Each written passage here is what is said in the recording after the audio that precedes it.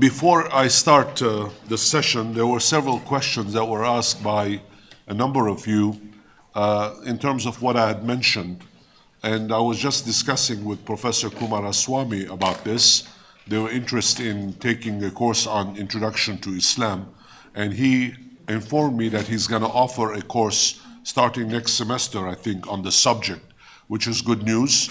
And I encourage you to attend and take this course. In the meanwhile, while you are waiting for this course to happen, if you're interested in the subject, and I highly recommend that you look into it, the easiest way is to go to the library and pick up one of the books, Introduction to Islam, written by Malith Rusvan, for example. There are a number of titles. You can go on Amazon.com and look at all the titles that are available and go to the library and ask the librarians for assistance. All you need to do is pick one of these books on Introduction to Islam to give you a background on the religion. And it's very important for people who are studying Saudi Arabia to actually know something about Islam as well. It's not, we are all prejudiced. We all have preconceived notions. And the best way to address these preconceived notions and become less prejudiced is to actually learn about it. It's very easy. It will take a little time for you to read it. You are students, of course, you do a lot of reading. And I am very happy to be amongst fellow readers. I like to read a lot. I read a lot. And I recommend that you spend the rest of your time on this planet before you check out to go someplace else. You never know where we're going to go, but eventually we go someplace else. On this planet, books are available. Don't waste time. Every time you read a book, you're a different person. So the average person in the world now reads less than one book per year. That's a tragedy. I recommend that you spend your time reading and set yourself a goal. This year I'm going to read 25 books, or I'm going to read 50 books. It doesn't matter what you read, and read everything. Not just your area of specialty. We're talking about the economy today. Don't just read about the economy. Read about philosophy, read about architecture, read about urbanization, read about food, read about the trees. My favorite subject on the planet, trees. Is there anything better than trees? Nothing better than trees. So read about everything. The more you read, the better off you are. Trust me. Sorry for that. I couldn't help it. But since you asked me the question during the break about what you can do, and Professor Kumaraswamy is going to offer the course starting next semester on Islam, I highly recommend that you register and take the course. All right. Now we're going to talk about Vision 2030. In the first part of today's presentation, I spoke about the diversification of the economy and how it was so critical for the government to actually separate these two and understand that we could not go on the way we did. Saudi Arabia could no longer afford the kind of economy that it had when it was a rentier economy.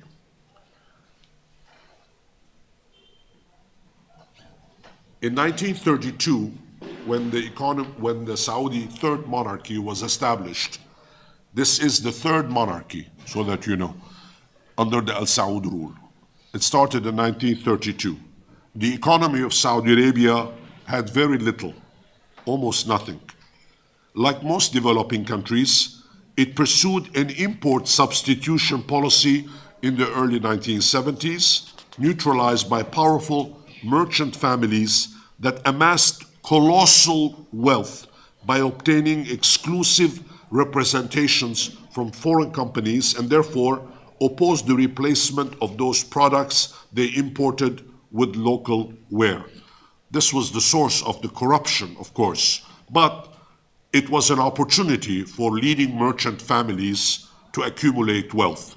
And I remind you, before the discovery of oil in the 1930s, and before the accumulation of wealth in 1974, the Al Saud family used to borrow money from the merchants to to run the state. It was always indebted to the leading merchant families in the country.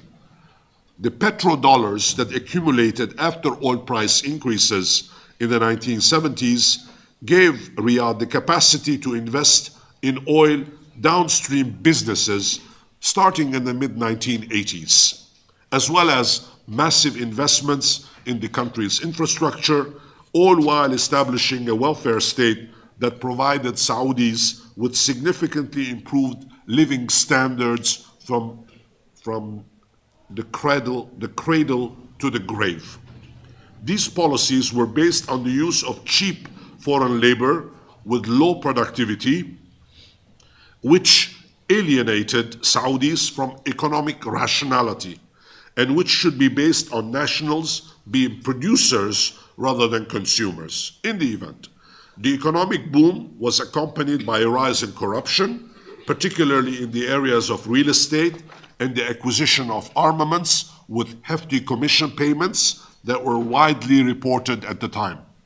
The deadlock to which the economic model and its excesses led, starting with the fall in oil prices after 2014, shed light to the anachronism of the socio-political structures that accompanied it.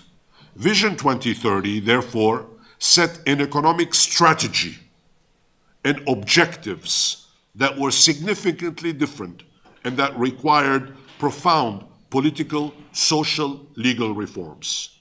According to the International Monetary Fund, the IMF, a review of the oil boom decade from 2003 to 2013 highlighted that massive public investment, about $450 billion, enabled Saudi Arabia's GNP to rise from number 27 to 19 in the world in 2021, which allowed the country to join the G20 club of the world's most advanced economies. It is now number 17 because it's growing fast.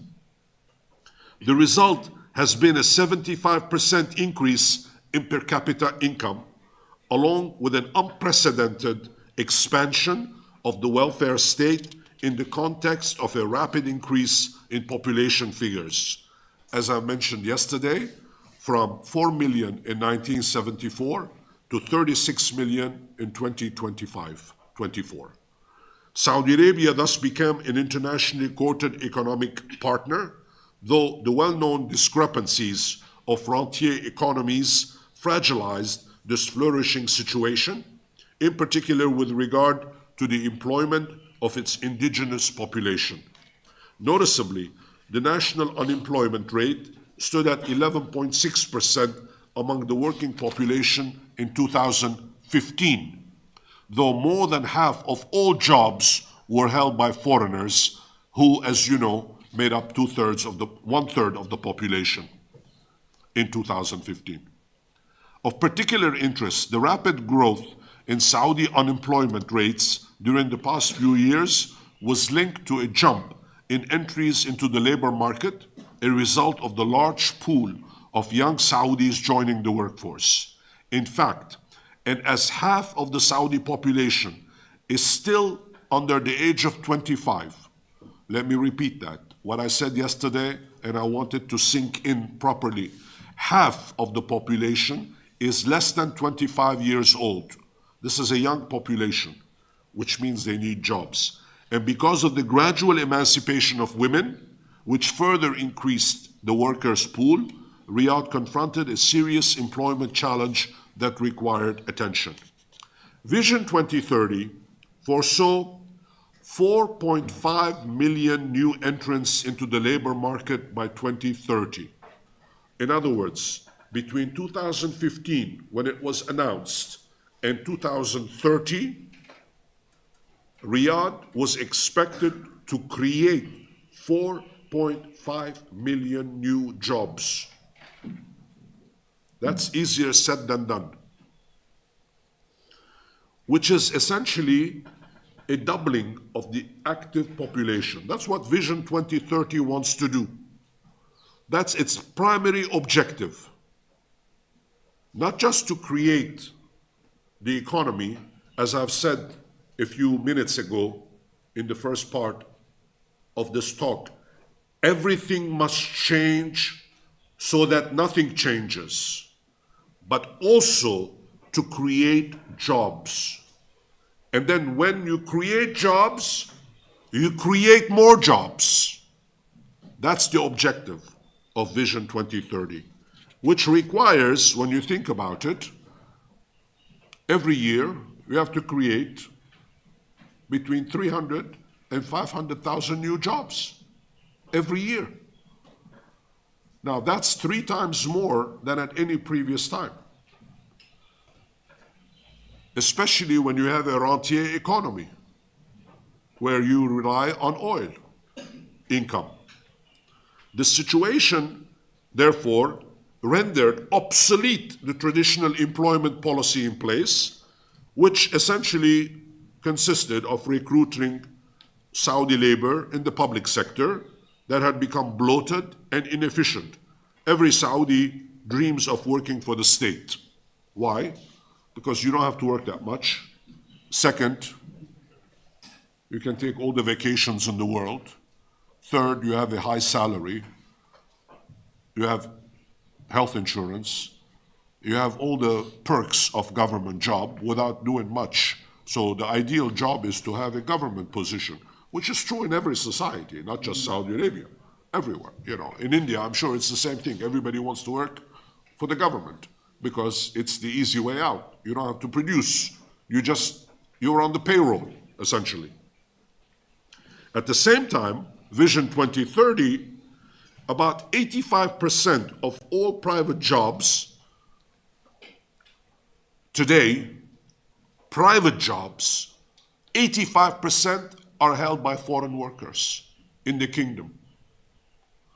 85% of the private sector prefers to hire non-Saudis in the workforce because they're much more efficient and they're much more productive, which further means that the public sector came under further pressure, not to say, well, I'm going to say it, useless.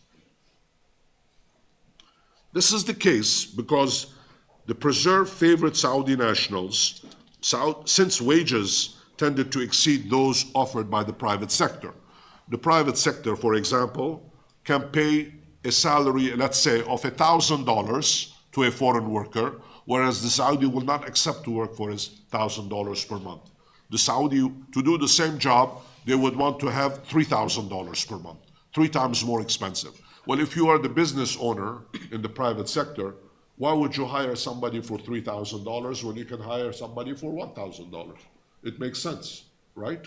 Like everywhere else in the world.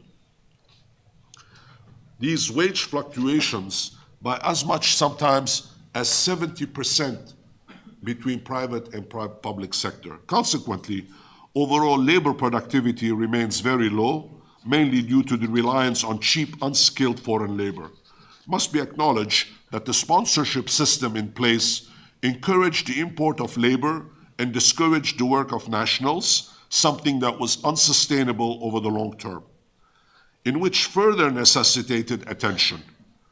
Its gradual replacement with standard labor laws, the first stage of which came into effect in 2021, could well be very painful for Saudis, but the effort represented a necessary condition for the rationalization of the labor market. Remarkably, the reform measure progressed rapidly, and an estimated 2.24 million foreign workers left the country from the launch of Saudization in 2017, although, as I have mentioned and I'll repeat it, most of these folks left because of COVID-19. Just so that you know. They did not want to necessarily leave, but because of family reasons, they left. At this paradigm illustrated, the reforms promoted by Mohammed bin Salman change everything in a very subtle way, keeping the old frames and gradually voiding them from their substance. Rather than shaping a completely new system, Mohammed bin Salman was sanitizing the old one of its parasitic elements, including those of elites that hatched on the state's financial resources. It may well be argued that the heir apparent was cleansing the system's anachronistic frame in order to integrate his country into the global economy, which operated according to specific rules and regulations. Saudi Arabia was in fact encapsulated in the system of political, economic, and religious power formed over decades under cover of the exceptionalism of the country of the two holy mosques. With Vision 2030, Mohammed bin Salman contemplated reforms of the Saudi extremist complex, which satisfied the founding pact of the Saudi state, but at the same time required dramatic transformations if it were to survive and to preserve. In fact, the Western cliché of a Wahhabi Arabia was defined to be outdated, though the heir apparent could not be accused of hostility towards religion, since his intention was to adjust the system in place from the one that was differential to fundamentalism to an Islam that coped with modernization. In short, it was accurate to state that the application of his programs marked the end of the primacy of the spiritual over the temporal.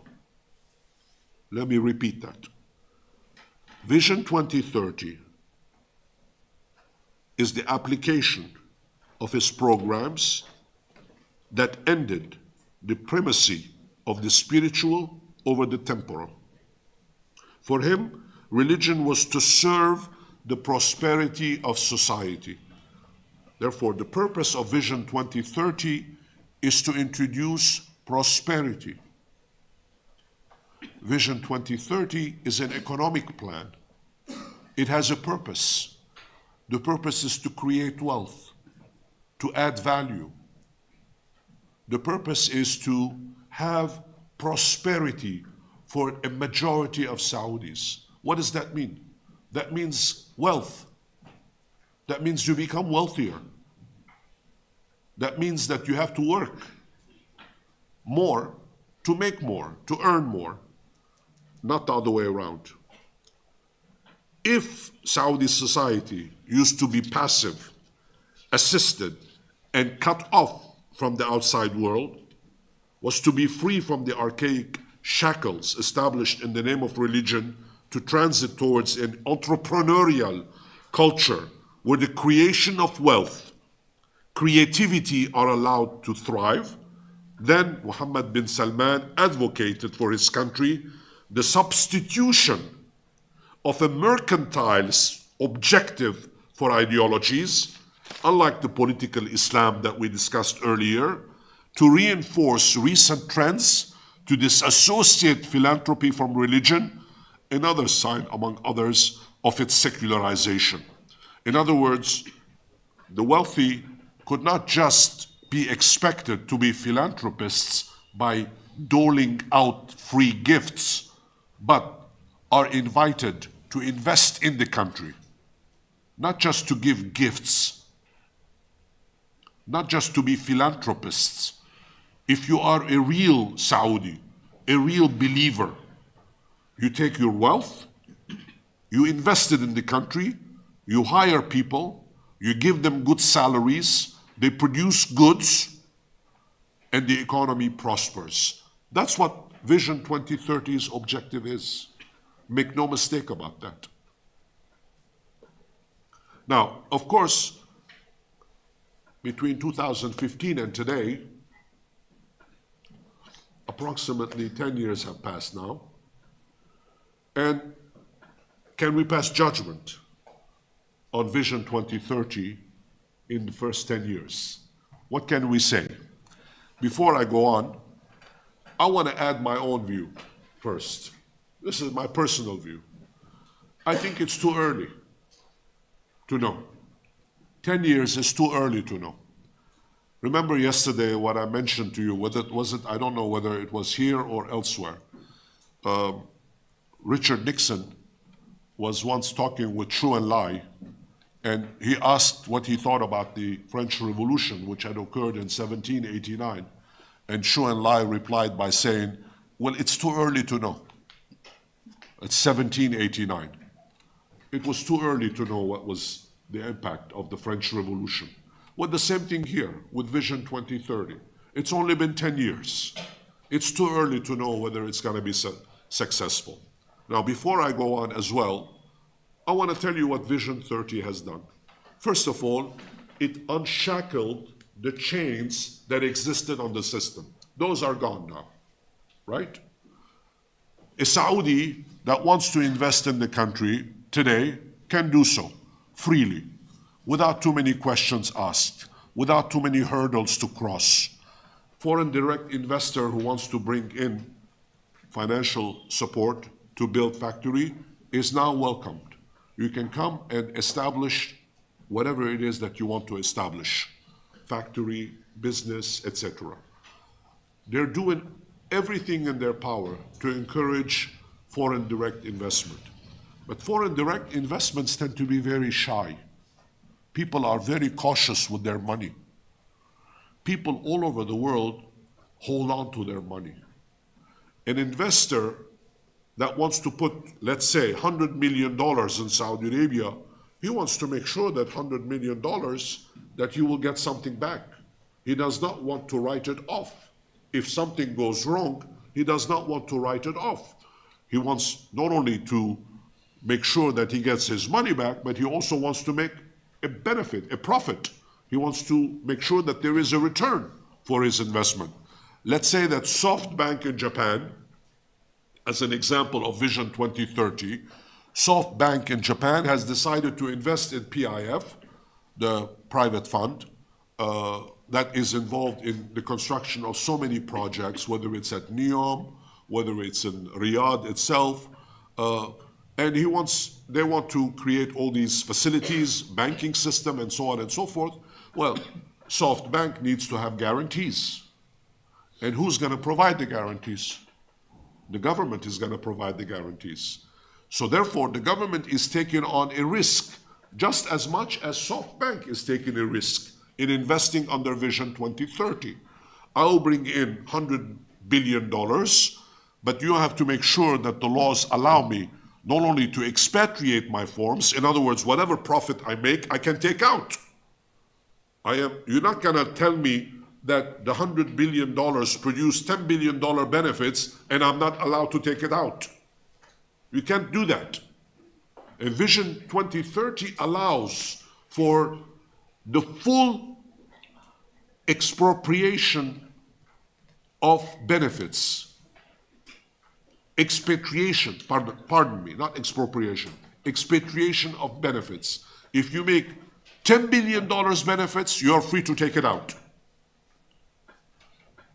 Presumably, this will encourage others to know that if you make benefits in Saudi Arabia, you can repatriate your resources freely, no questions asked. Now, of course, remember the whole taxation issue. Foreign direct investment is also subject to taxation. I will talk about that in a second. But again, I want to mention the rules of Vision 2030. Vision 2030 has new taxation rules on corporations. In Saudi Arabia, there is no income tax. Nobody pays income tax in Saudi Arabia. You pay under Islamic law zakat, which is Islamic tax, if you would like to say that, which is 2.5% of your income. You're supposed, as a good Muslim, you're supposed to give to charity 2.5% of your annual income, right? Every good Muslim must do this. And there is a zakat office where you can actually give, it is a form of taxation, of course, but you give it to the institution of zakat, which in turn distributed to the needy. In the old days, the zakat was collected by the local sheikhs and given to the poor. That's why, for example, in Saudi Arabia, there are no beggars in the streets. You find once in a while when you're driving in Jeddah, especially in big cities, you find this. You have fully covered women in the street. I think they're women. You don't know. Maybe they're men. but fully covered from top to bottom, begging for money in the streets. Some of these are not Saudis. They're probably Yemenis or illegal expats from Sudan, from other African countries that unfortunately have stayed in Saudi Arabia, and they're desperate and they need cash and they're beggars. Now, is there an organized crime aspect to this? Probably.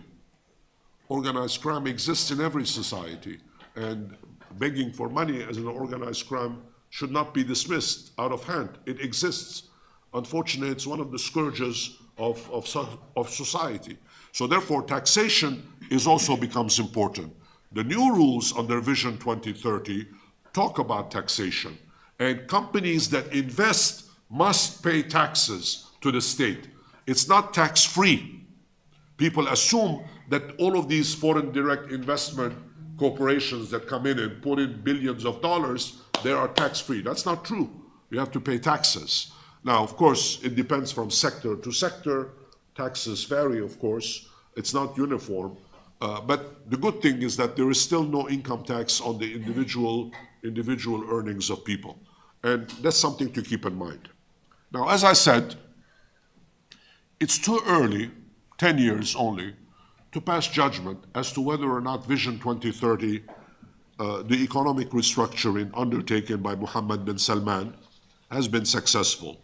But given its long-term undertaking, given the fact that the economy now is addressing some of these basic social issues, Vision 2030, in my view, has provided technical answers to social problems, as those clash not only with the incapacitating rentier structures, but also with the heavy archaisms that existed throughout Arabia. Changing officials to merely purge the system is not enough to reform it. What is undoubtedly required was to adapt to a globalized society, the recipes purchased at a high price from American consultant firms who shaped the vision, elucidated the social foundations of the problem, though few choices prevailed. Now, again, I stop here because I can see from your faces that this is confusing. It should not be. Vision 2030 was Mohammed bin Salman's ideas, but the implementation was arranged by Western consultants, McKinsey and other companies like that, who provided the framework. Incidentally, for those of you who are interested, all you have to do is go online, type Vision 2030, and you see the blueprint. There's a web page. You can see the blueprint and all the projects they're doing one by one, and all the investments that is coming. Everything is available. And it's available in English, in Arabic. I don't know whether it's available in Urdu, but in other languages, you can look at them in some detail. But at least we know for a fact that, in fact, these ideas that came in from Western consultants were transliterated literally into the local market. It must be emphasized that the notions of public belongings and even of collective destiny were still largely unknown in the kingdom because religious teachings urged individual salvation in the afterlife rather than social achievements here below. What this translated into was an exacerbated individualism that hampered teamwork in both the public and private sectors. Vision 2030 to work, we have to have teamwork. Economic diversification requires collective economic work. You cannot be based on individuals, no single person. I mean, in the football team, it's a good analogy. Right now, in Riyadh, Al Nasser, for example, has Ronaldo playing with them, right?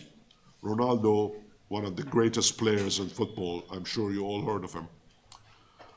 CR7, as we call him. CR, he has a number. I don't have a number. I'm Joe Keshishian. I don't have a number after my name. Maybe I should have Joe Keshishian number 4 or number 5. I don't know. But CR7 is not doing very well. Al Nasser is not the top team. Why? Because his teammates are not good. You cannot play football with one person. You need 11 players, right? You need teamwork. Same with Vision 2030.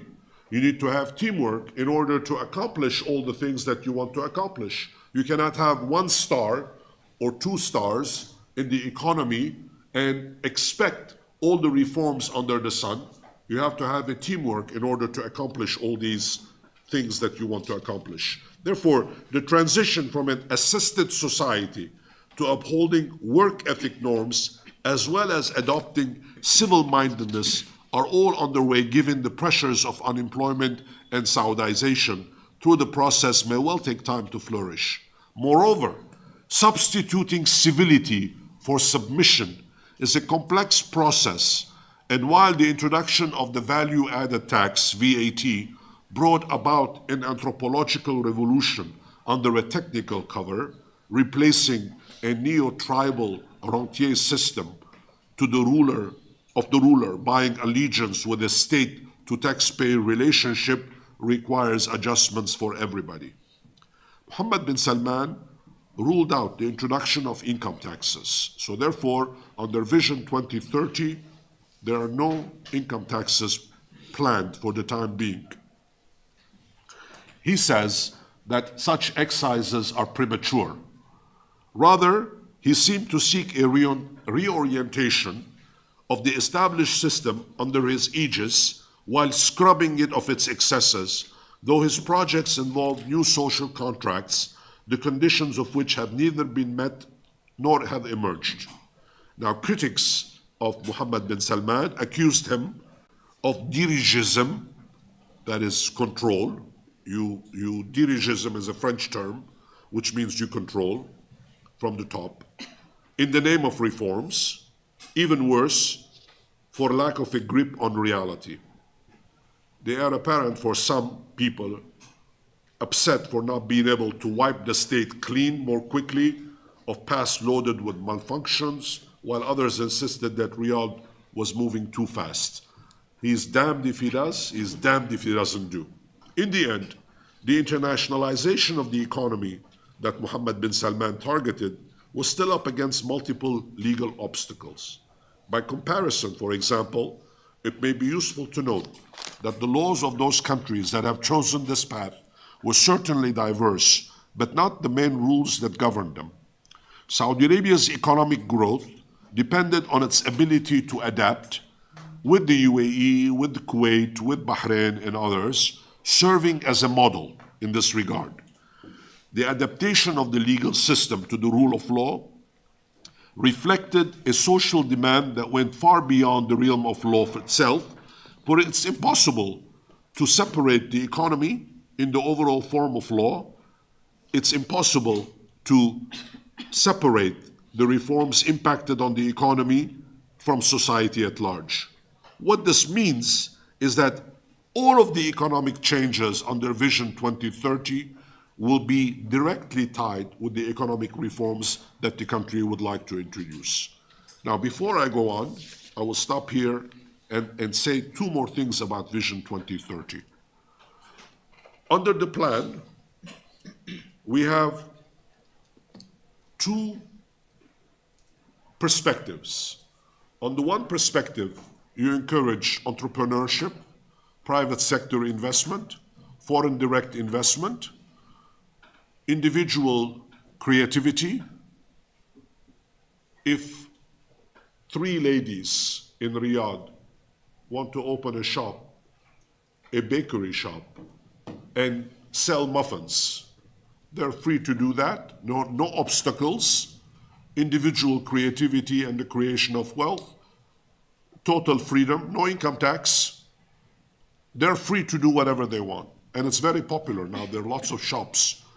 There are lots of people, young people especially, who are no longer finding it easy to find jobs in the government sector, so they are doing their own. That's one avenue. And the Second avenue is emphasize foreign direct investments. Here we're talking about big money, on big projects that the government is putting some of the money, but most of the money is coming from overseas, from international banks, international institutions. I gave you the example of the Japanese SoftBank investment, but I will give you some examples of what this means. In Neom, for example, which is in the northeast of Saudi Arabia on the border of near Jordan and Israel and the Sinai Peninsula, there is an entire region called Neom. Neom is essentially a country within a country. It's Vision 2030's dream of recreating Saudi Arabia. Let me give you some details on this. This is important. Neom is mostly desert region that is being developed. New cities are being created. And they're using past archaeological sites there in order to create new tourist activities, but not just tourism, also businesses, industries. For example, the production of hydrogen.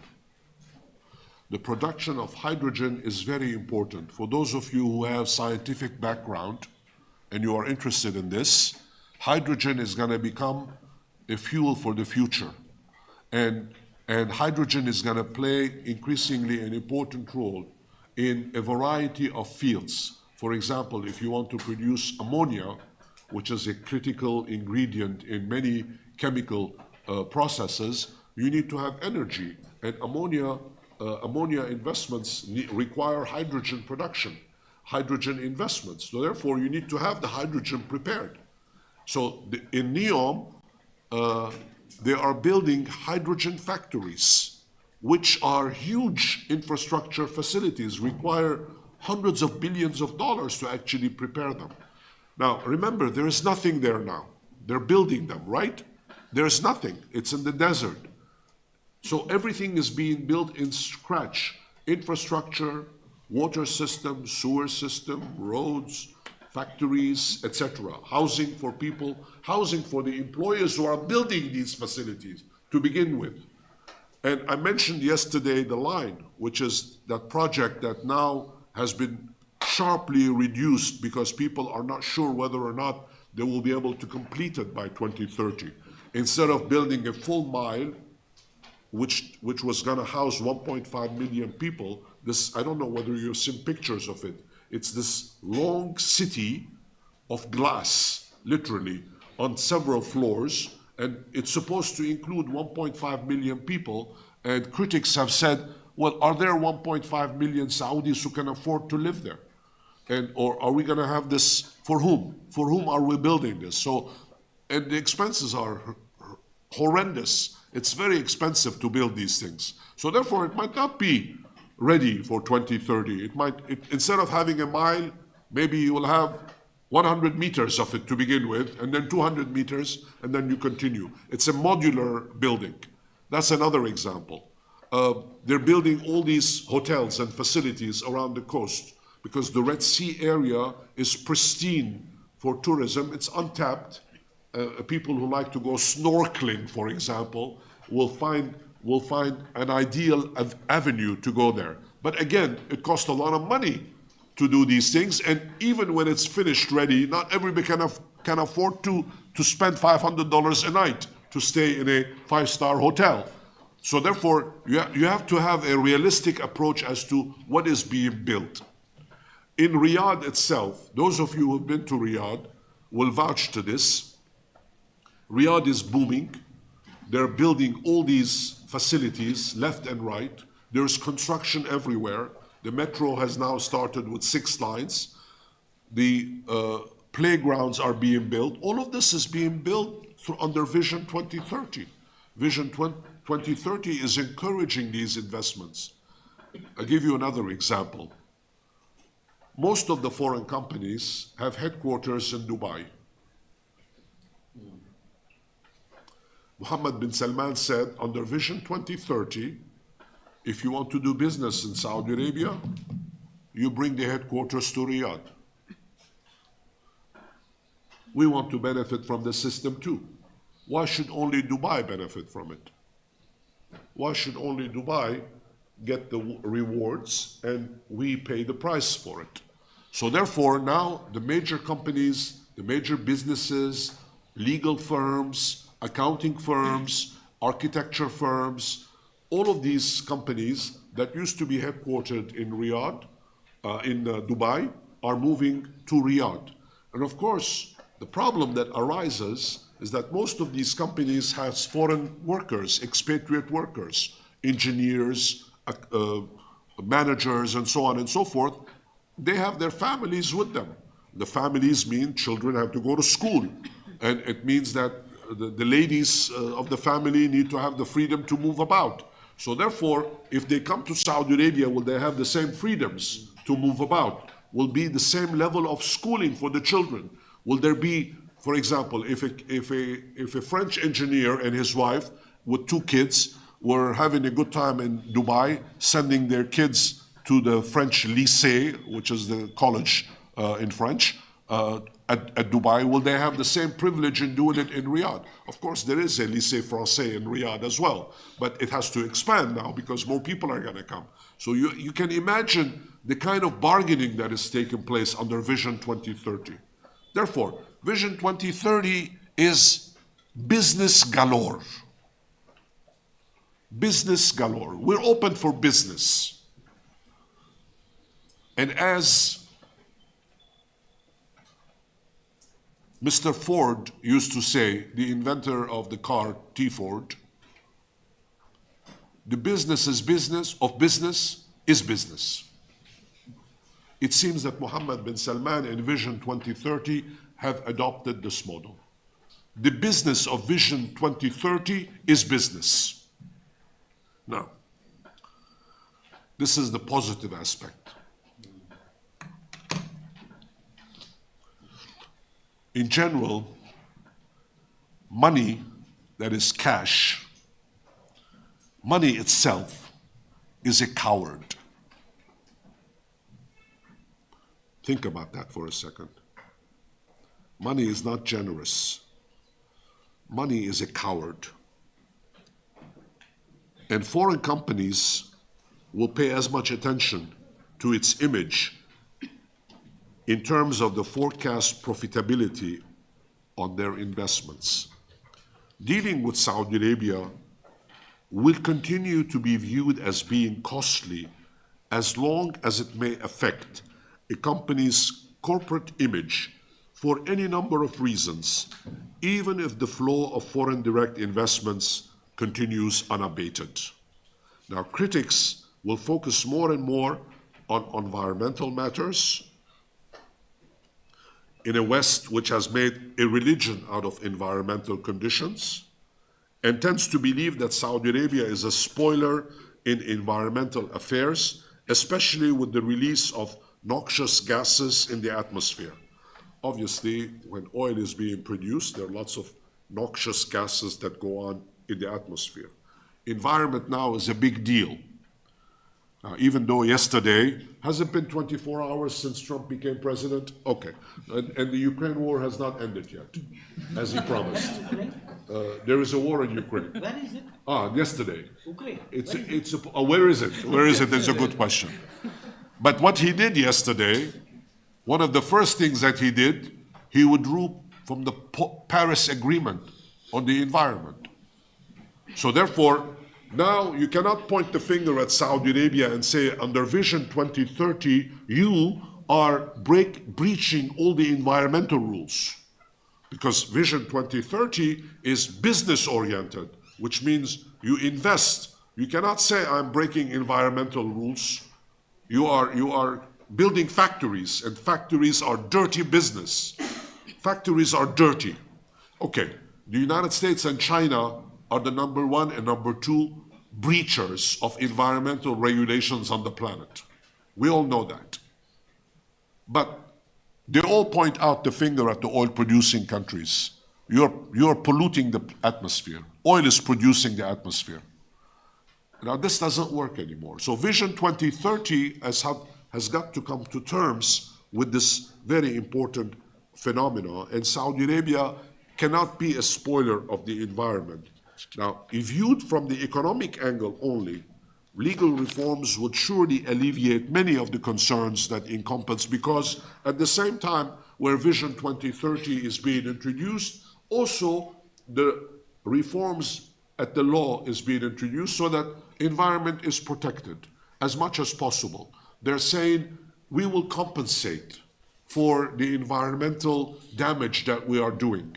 For example, now when you fly, you are invited by the company to actually pay a fine for the number of CO2 damage that you're doing when you're flying from point A to point B. Now, that money is being collected right now. It's not being spent. Where that money goes for the time being, I don't know. But presumably, and of course everybody points the finger at the airlines, saying that airlines are responsible for pollution on the planet. This is not true. The real polluters are the factories and the cars around the world. Airplane pollution, I don't know how many airplanes there are flying in the world. It's about 35 to 40,000 airplanes. That's the fleet on the globe. And they produce, obviously, they do damage to the atmosphere, no question about that. But they represent less than 10 to 15% of the damage of the environment. Most of the damage is coming from factories. It's coming from, including from Saudi Arabia, the oil-producing factories. Desalination plants are very polluting, because all of that pollution is going in the atmosphere. I mean, you're producing water, but in order to produce water, you need to spend a lot of energy, right? And that energy means flaring of gases. The desalination plant does not run on non-oil activity. Solar panels will not do it. You need to have to put energy in order to extract the salt from the water of the sea in order to use that water. It's a very energy consuming and very polluting business. So therefore you cannot point the finger at everything. And Mohammed bin Salman in Vision 2030 are saying, we have the regulations, we're going to make sure that we follow the international norms, and we pollute less and less and less as the time goes on. Now, let me conclude by tying all of this together.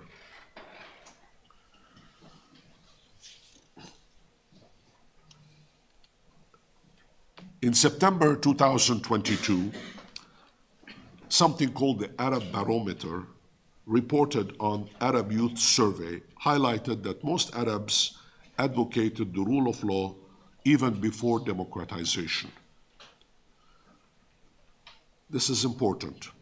As far as Saudi Arabia was concerned, we might add that outsiders were equally concerned with these issues, given the primacy of the rule of law in most social contracts. Although spectacular and unexpected, the progress achieved in the 10 years under Vision 2030, from 2015 to 2025, has not really improved much of the country's image to normalize its insertion in the international economy. So far, the jury is out. People are saying we need to see more before we pass judgment to see whether or not Vision 2030 is good or effective.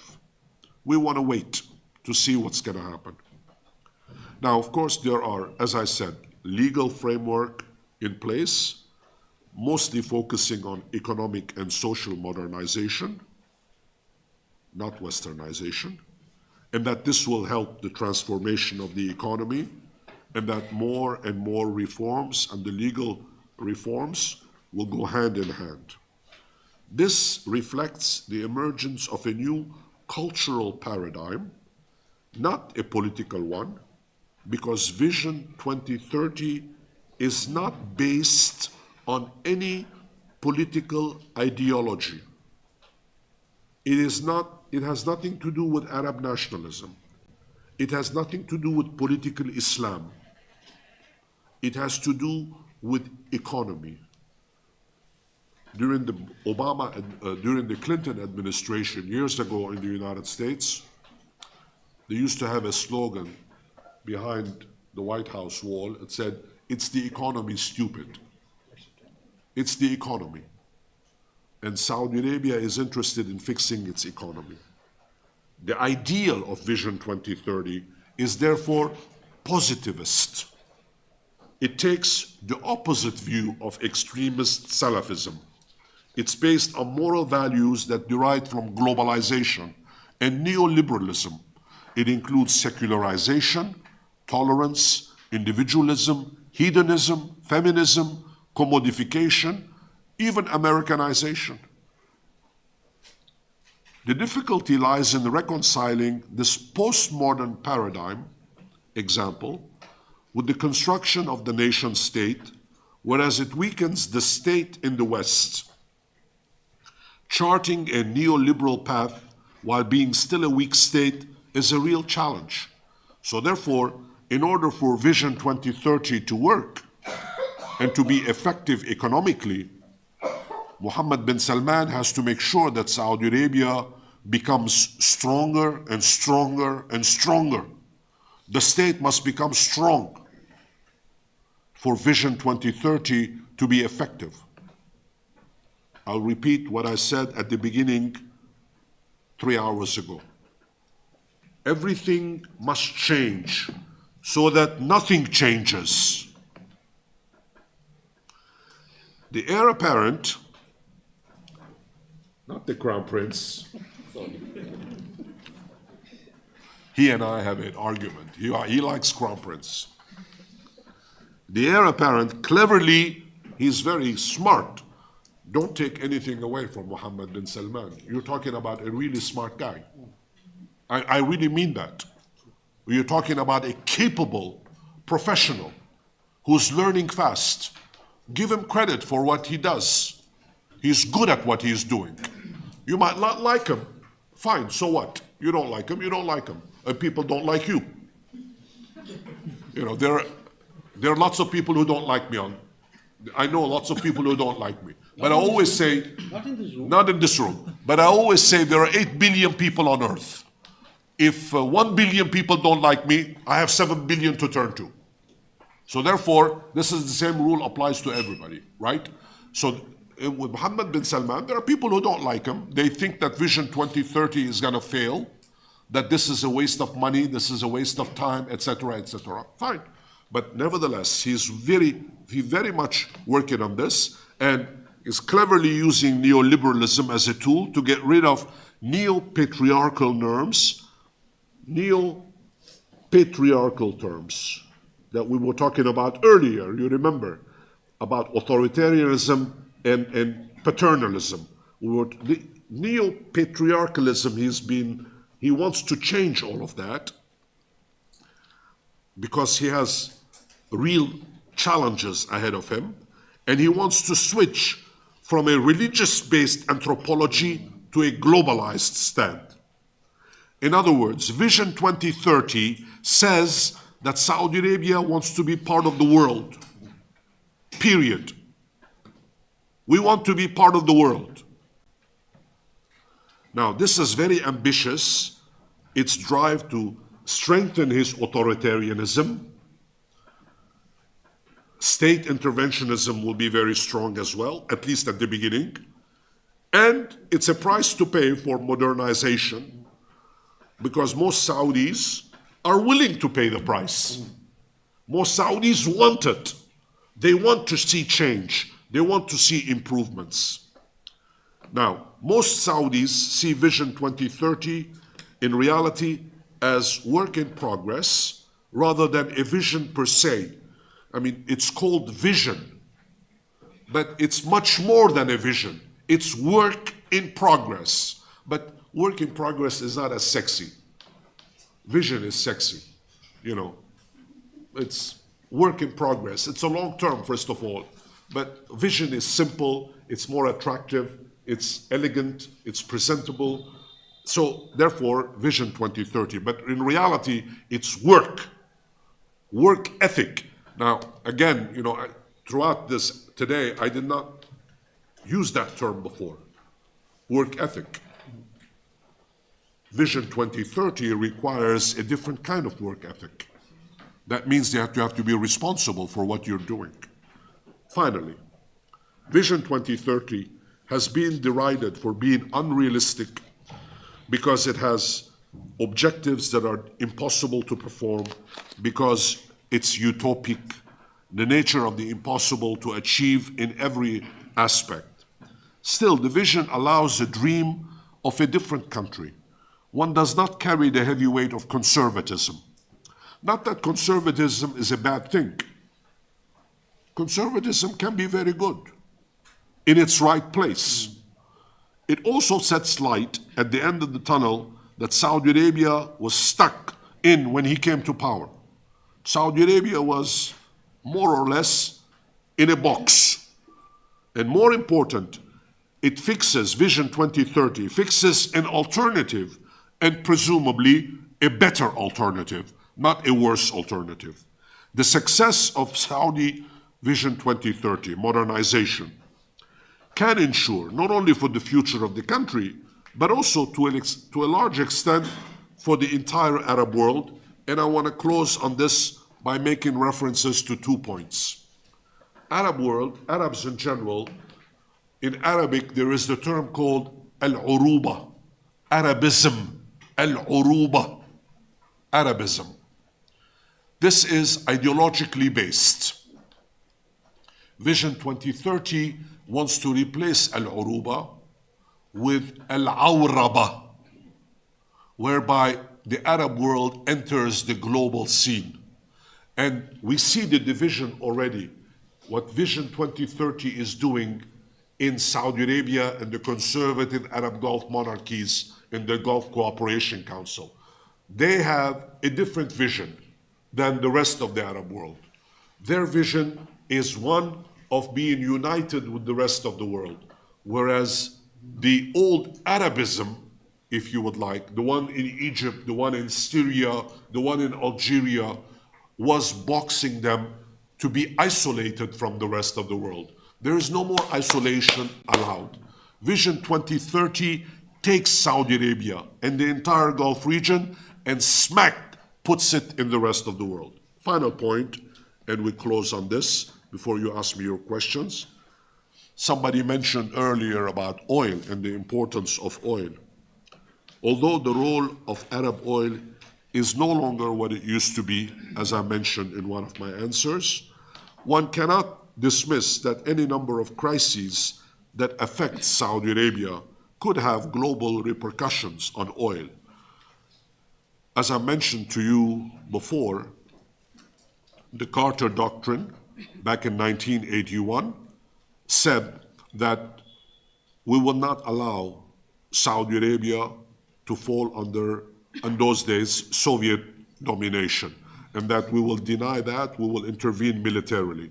And then when Ronald Reagan came as president, he had the corollary to his vision in which he said, we will not allow the House of Saud to fall because they're allies and they look after the oil interests and we make sure that they stay in power.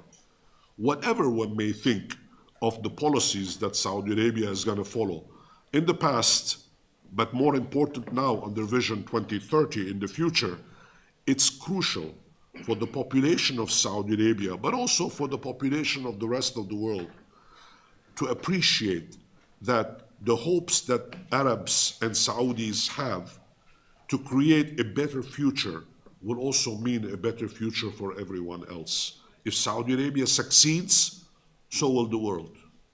If Saudi Arabia fails, the world will pay a price as well. I'll stop here.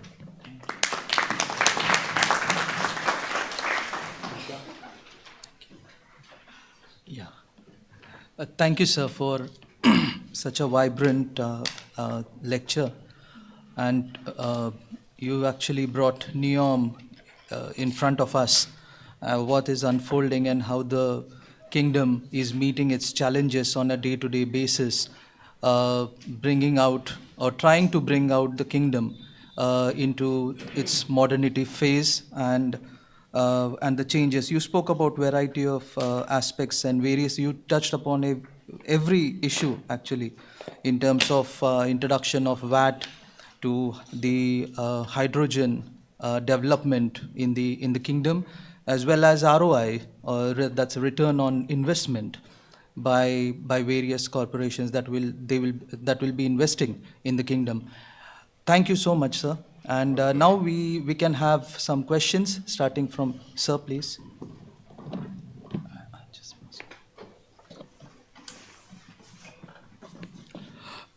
Thanks, Professor. And now, before I ask the question, let me make a caveat.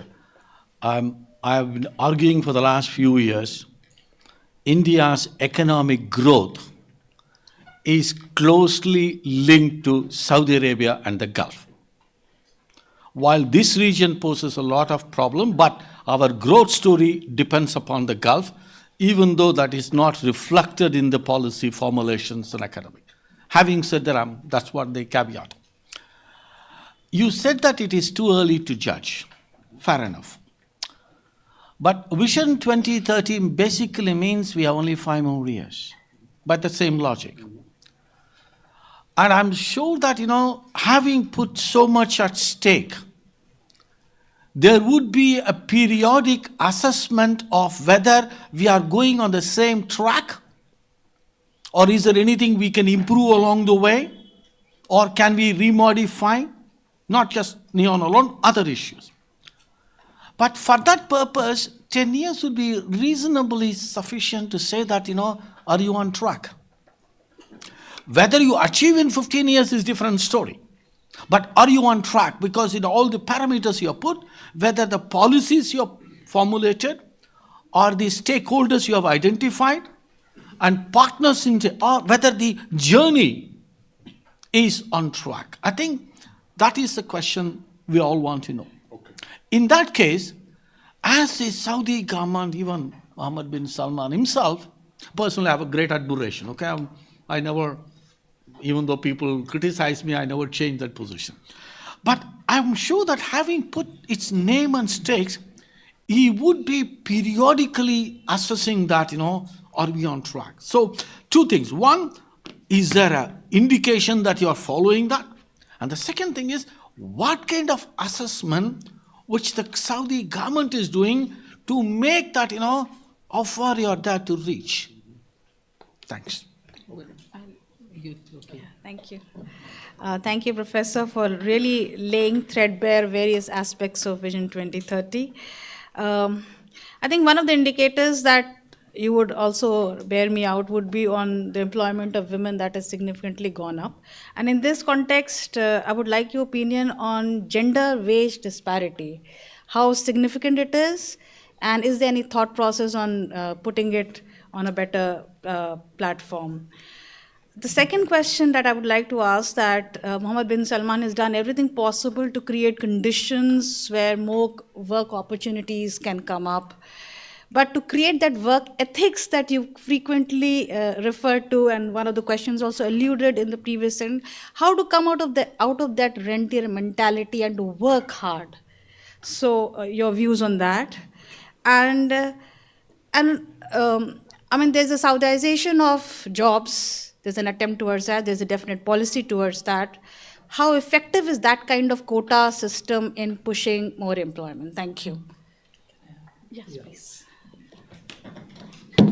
Yeah, my question is related to how this Vision 2030 is going to redefine the whole Gulf region in a way that all these states are looking for the same kind of economic growth. So now UAE and Saudi Arabia are on good terms, but the way the markets are being taken away from Dubai and Abu Dhabi to the new cities that Saudi Arabia is building, do you foresee that in future you might have a situation where these Gulf states might have a different political alliances or different political disputes or conflicts? Second question is that how you see the Vision 20, the linkages between the Vision 2030 and Saudi Arabia's attempt to now normalize the relationship with Israel. Do you see some linkage that it's also part of the process? that it wants to reach out to even to it doesn't care about the political ideology and all that it used to have. Okay, let's answer these and then we'll do another one. We'll do another one. Only 5 years left for Vision 2030, and there have been periodic assessments and remodifications have taken place, and they keep telling us that they are on track. But I think that you have to keep in mind something very simple. He's not the ruler now. He's only the heir apparent. The king makes these decisions. And the king is a conservative individual. He does not like to move fast. Conservative economically or politically? Both. He's an old man. He has his way of doing things. He is very cautious. And the heir apparent, who is essentially in charge of the government on a day-to-day basis, has to defer to his father. After all, there is a monarch. And the monarch is not senile, he doesn't have dementia, he's the decision maker. Okay, he's an old man, he functions less well than he used to, but nevertheless, he's the decision maker. Now, as I have said in my remarks, the term Vision 2030, when it was announced in 2015, was ambitious that all of this could be done in 15 years. I think that now there is a realization that 15 years is too short a period of time to transform the entire economy of a G20 member. Now remember that Saudi Arabia's GDP is approximately $800 billion per year. This is a significant power, economic power. And, excuse me. And you have it takes a lot of energy to transform an entrenched system into something new, even if you are very big, even if you are very powerful. I don't want to make a comparison because that would be comparing apples and oranges. But as a G20 member, take any one of the other 19 members of the G20 and compare the kind of transformations that has taken place in Saudi Arabia. And you will notice that the progress in Saudi Arabia is unique. All of the others don't have the same pace of transformation.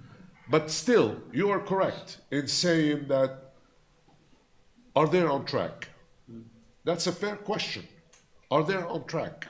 And will they be able to accomplish what they want to accomplish in the remaining 5 years? The answer is yes, they are on track. No, they will not be able to accomplish everything else in 5 years. It will take longer. We just have to be patient. Whether we like it or not, it will take more time. Now, in terms of the gender disparities and the work ethic that you raised, as I have hinted several times already, the gender disparity that existed is rapidly closing. And young Saudi women are uber active. Not super, but uber active. They are really going out of their way. They are the engine that is changing Vision 2030. And you know what? Mohammed bin Salman relies on them. Even though they've never really come out and said anything like that formally. But indirectly, because they are the most productive members of the workforce that is emerging. They are the future labor producers, not just consumers. Okay, Saudi women still, per capita, are the second largest consumers of makeup. That's true. Number one is the United States. Saudi Arabia is not per capita. But so what? It's so much better. They're more attractive. And it's going to take a while for them to actually have an impact on the economy. But they're on track. My question was particularly on wage rate. On wage rates, that's what I'm talking about. They are the productive, and wages have to be proportional, and they're making more money. And they are making more money. Wages are catching up. Wages are catching up. You cannot hire a woman for half the salary of a man. That does not work anymore. If you want to hire a competent individual, whether that person is a man or a woman, you have to pay the wage, same wage. The days where you could pay a woman half the salary of a man, those days are gone. Now, it doesn't mean that it's uniform everywhere. Don't assume that this is now a law. No. It's still, especially in the private sector. In the private sector, businesses are free to do whatever they want. But women workers now can demand higher salaries, and they will get it. And they will get it. Now, the work ethic is something else. The work ethic is the more professional you become. See, work ethic comes from where? It comes from your individual decision to become a professional. If each one of you decides that you want to be a performer, then you will have work ethic. It's up to you. Your work ethic is up to you. And it's true for Saudi Arabia just as it is true for everybody else. It doesn't come from heaven. It doesn't say you're gonna be the best worker in the world. It's up to you to have the ethic. You have the norms, you have the values. You learn these things at home from your parents. You don't leave them in the work, you don't learn them in the workplace. You learn them at home. And if you are lucky to have had good parents that have taught you values, you say, I want to do this job to the best of my ability. I'm proud of what I'm doing. That's the work ethic. And the more educated you are, the more learned you become, the more conscientious you become, the more developed your work ethic becomes. Now, your question about competition among GCC countries is very important. But bear in mind that Saudi Arabia is a much larger country, economy is much bigger, and the population is much bigger. It's primus inter pares. The GCC alliance that exists, for example, has problems already. We have seen problems with Qatar in 2017 when they had a dispute between them. But frankly, you cannot compare. When the GCC was created back in 1981, you know, I wrote my doctoral dissertation on the GCC, so I know a few things about this organization. And I've been there a number of times at the headquarters of the GCC. The Secretary Generals are all friends of mine. And I used to have disputes with them.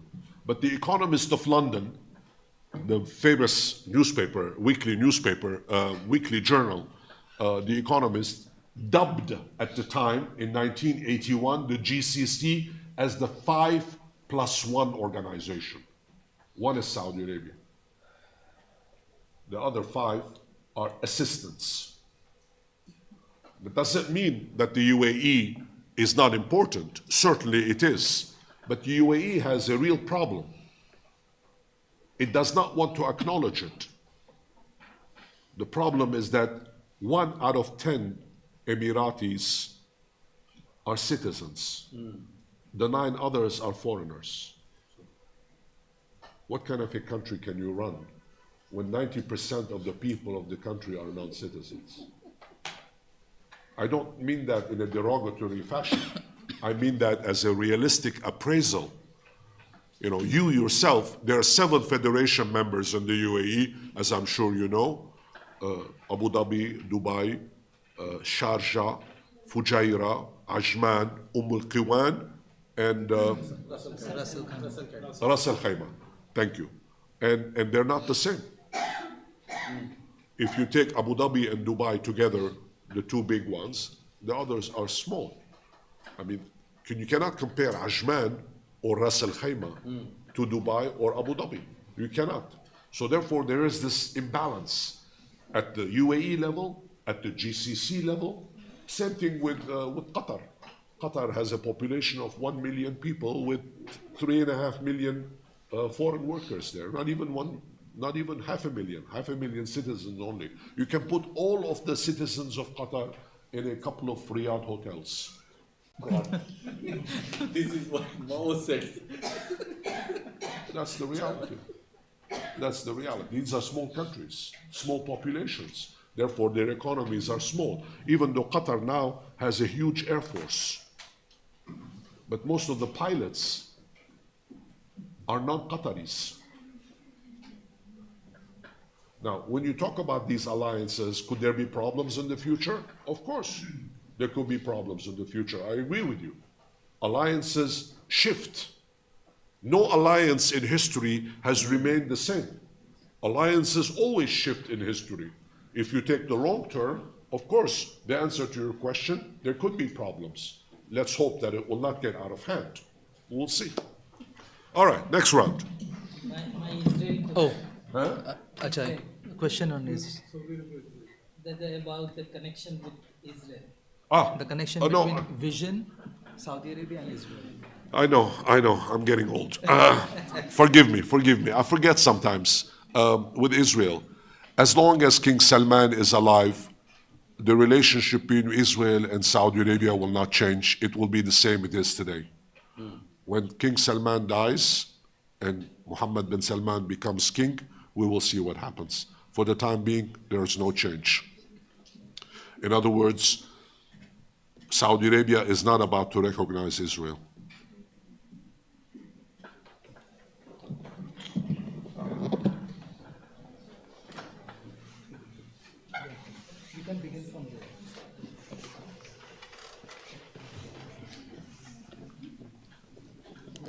Thank you, sir, for your great session.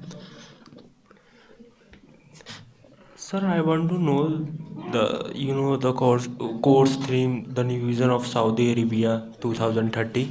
Sir, I want to know where the India stand in vision of the Saudi Arabia, because you don't mention about in India, because India is play an important role in economy of the Saudi Arabia. You in previous session you discuss about the refugees, 2.5 million India's, 1.5 million Pakistan, 1 million Bangladesh. So, so India's means South Asia is play an important role in the economy of Saudi Arabia. Yeah.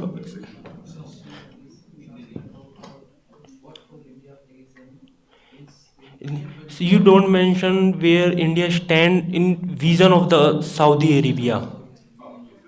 And and the second question is, sir, that कि you say in previous section कि Saudi Arabia shift their economy to oil to other. तो sir I want to that कि Saudi Arabia start cheap mode of transport which is previously here in news like Arabian Sea train, because India has a large number of fresh water due to the Himalayas and Saudi Arabia's oil reserve, or for tourism start Saudi Arabia start. So, Don't over-explain things sometimes. You confuse me. Easily confused guy. Sir, Vision 2030 says that Saudi Arabia wants to be a part of the global world, inculcating values like individualism, tolerance, etc. How is this vision then complacent with the fact that Saudi Arabia is an authoritarian regime? And does this urge needs a change in the regime type as well? And second, you said Vision 2030 is an economic plan which sees an underlying social, cultural, and societal reforms as well. Earlier, these mechanisms were derived from the religious institutions. So I want to ask that do religious institutions have a role to play in the implementation of these mechanisms in Vision 2030 as well? Okay.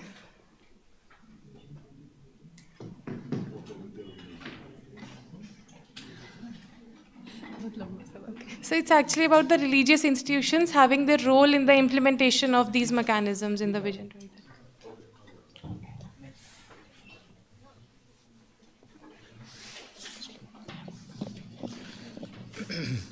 So I have three questions.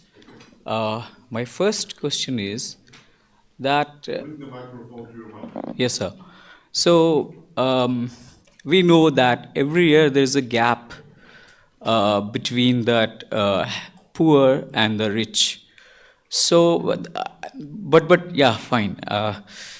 What are the preventive measures that during this Vision 2030 and all the projects related to it, that taking this Mohammed bin Salman going to take from those who are feeling that they are being exploited by this whole projects? My first question is that, I mean, what are the preventive measures going to take during the project for those who are feeling exploited? The second, that once this whole dream project will finish, it requires the skilled people to manage all the aspects, because there will be tourists everywhere. So, as you mentioned in your lecture, 4.5 million job will be created. So I would like to know from you that what things have mentioned in that document to provide the skill development course, or what are the steps they will take to make the people that much skillful to manage all these lavish or luxurious things, to provide such a great feeling for those who will enjoy the luxurious events in that whole things. And my third question is that this, you mentioned the whole Vision 2030 is all about business. So what are the things will be taking care of those who doesn't have that much capacity to pay?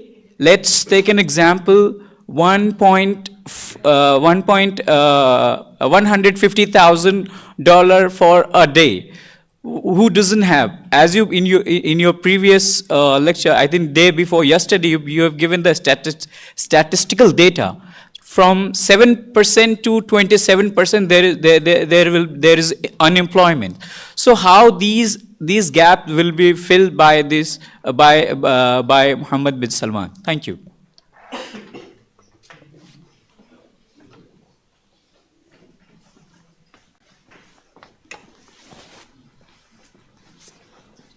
I will start with the last questions.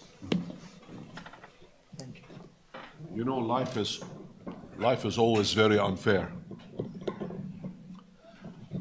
There are the haves and the have-nots. There are the ones who live in luxury and those who live in poverty.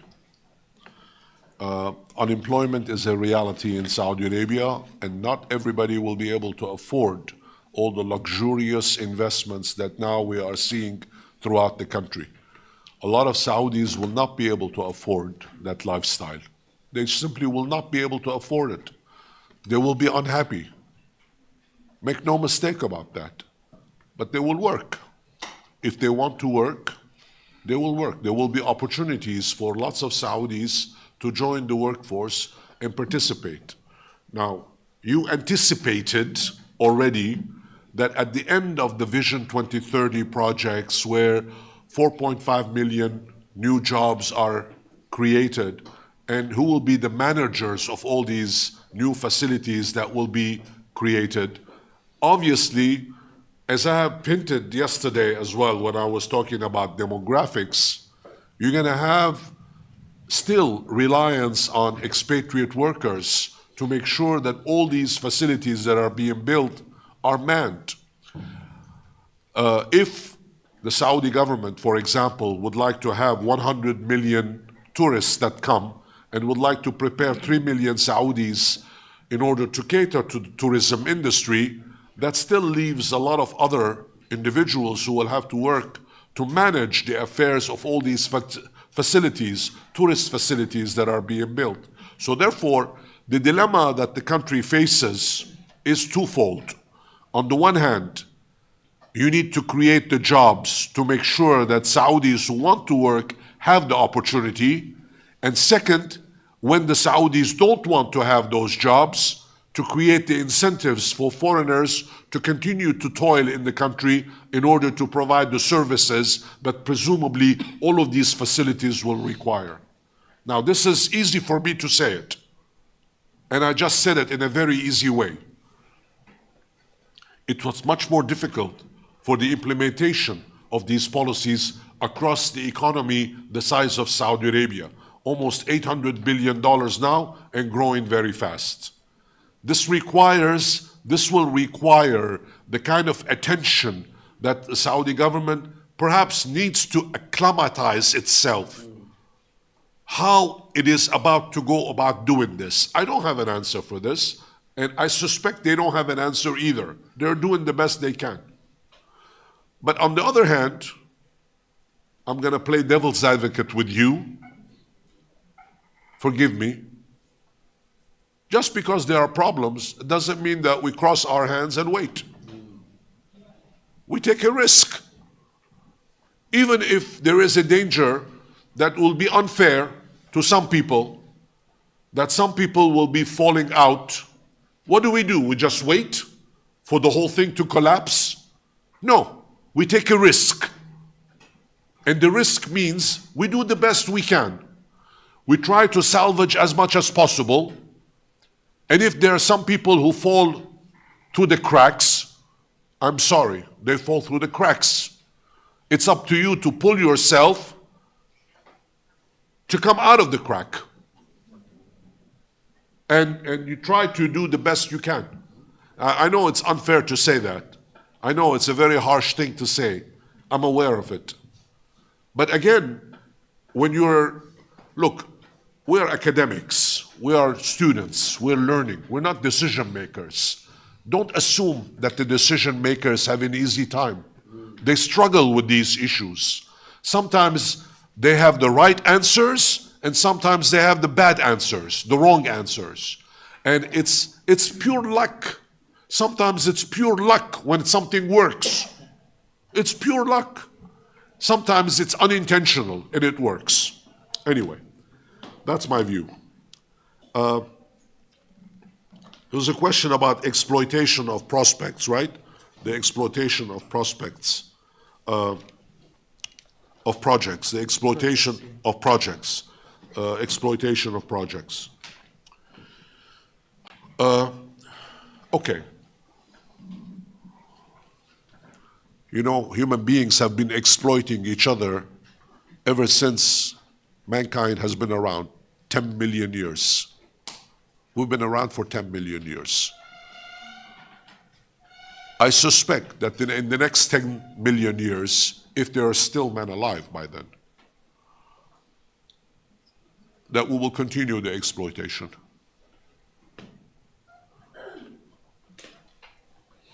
I am very, very sorry to say such a negative thing, but exploitation, especially in the business world, is an ugly business. Now, India and other countries in the region can have strong relations.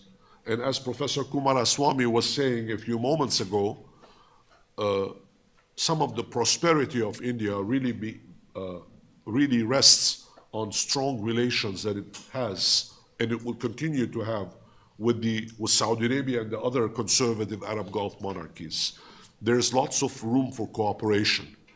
In this cooperative environment, there will be exploitation.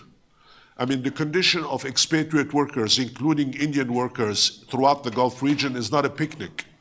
There are lots of Indian workers, for example, Bangladeshi workers, Pakistani workers, Sri Lankan workers who toil throughout the Gulf region, whose life is not good, whose life is very tough. I will be the first one to acknowledge that.